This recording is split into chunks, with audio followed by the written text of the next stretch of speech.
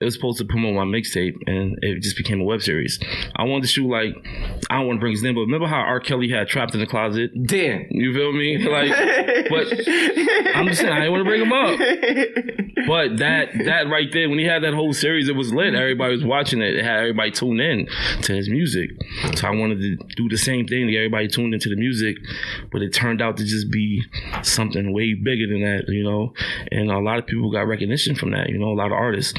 Like everybody on the show was either a rapper, singer, you know, you was some type of artist, and you know, it helped everybody. We did real good. I was truly the first one to record the legendary Fabulous. So Fab is like a friend of mine, somebody that we grew up together, rode the school bus together type vibe. You know, just like my house was the place where everybody came to do music because I made beats. You know what I mean? So, you know, back in the days, you know, I was able to use, God bless the dead, my step pops just passed away, but he was the one that allowed me to use the equipment to record people in the hood.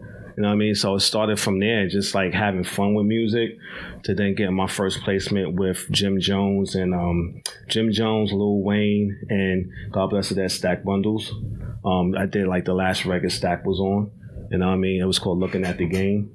Then after that, you know, did stuff for Fab, Red Cafe, tons of records with Red Cafe. Young and May.